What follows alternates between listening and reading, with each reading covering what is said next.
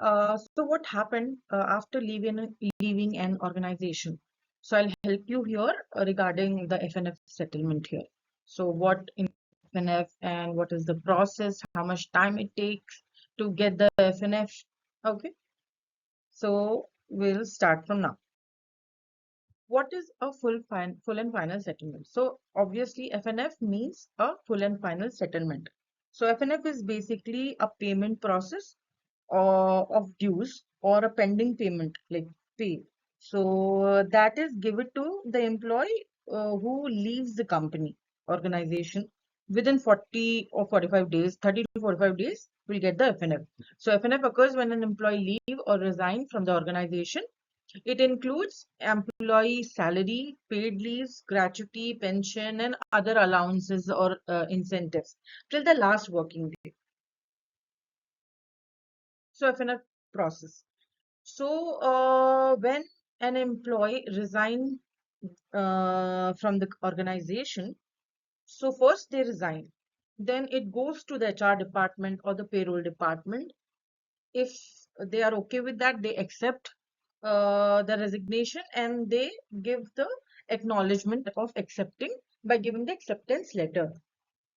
Then it goes to the HR department and they just check everything like what is the unpaid salary till the last working day of the employee, then how much bonus is pending, incentive is been pending, and how many leaves are there which has not been encashed, and etc. So this comes under the process of FNF. Then they will issue the FNF statement. So once the employee complete the notice period, then post the last working day, they take 30, usually a company takes 30 to 45 days to issue the FNF statement. So when do we pay the FNF? As I've told you, 45 to 60 days. Yeah, 30 to 45 and max 60 days. It depends on the company to company. Post to the last working day of employee. Then it varies from company to company.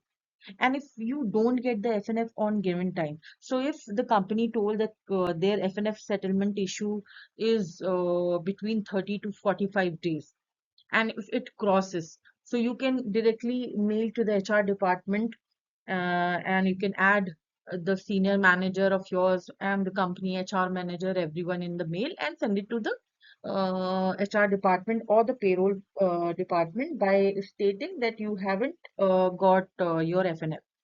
If they don't respond to the mail, in that situation, one can send a legal notice to the HR department. However, they pay it. Okay. So next slide. This is how the final settlement page or the sheet looks like. So here, the employer always mention the employee number, which can be in digit or anything, then name of the employee, then on in which department the employee works, then what is the designation of that particular employee and that location where he or she is working, then the date of joining, the joining date of the employer is being mentioned over here, then submission date of resignation, the day when that employee put down the paper. So it is mentioned over here, 11th April 2022. Then last date of working, which is 11th May 2022, which means the notice period is of 30 days. Then last working pay, last salary paid in April 2022. So usually when we put down the paper, from that day, the employer hold our salary and then they pay while we resign, or or we will see in the final settlement sheet. So notice period as per application letter, it is not mentioned here. Usually it is 30 between 30 to 90 days. So notice period adjustable. So that particular employee has served full 30 days here, which is mentioned from 11th April to 11th May. Then paid leave days payable, it is not mentioned here as it is not there. Then number of days salary payable is 11th. So that particular employee has worked till 11th May. So they will count it from 1st May to 11th May. So it comes at it in 11 days. So number of days in the month, as it's written, 31 days. So in 31 days, that employee has worked 11 days only. Then LOP, this employee has not taken any. Then effective work days, that is 11. It is mentioned here also. Then it is written here like what is the total income and what is the total deduction. So total income, in that basic, the candidate or the employee is getting 11,089, and which is the 48% of the total earning. Then HRA is 4,435, which is 19% of total earning.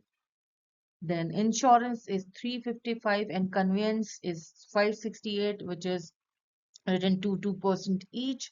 And then others they can add incentive or other bonuses they can add in here, which is 22% of the total earning. Then leave encashment. This is nothing but the employee has not taken any leave. So what the employer do is they encash their leave which has not been taken by the employee, and then they pay it accordingly. So which is 7% of the total earning. So total income is written, which is 23,051 rupees.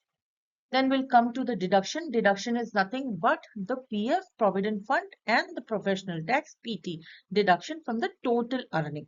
So PF is written 1331, 1,331, which is the 87% of the deduction, and professional tax is deducted 200 rupees, which is 13% of the total deduction.